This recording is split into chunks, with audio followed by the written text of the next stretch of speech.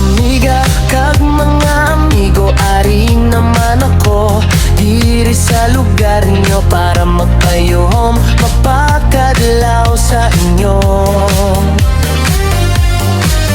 Bakit ang sa kalsada kisa sa may tulay? Pwede sa eskwelahan, pagpati man sa busay, bisan di na lang atun nakatuan. Basta hindi lang risky atun na natumbuan, bisan damo tapos share inaya okay lang.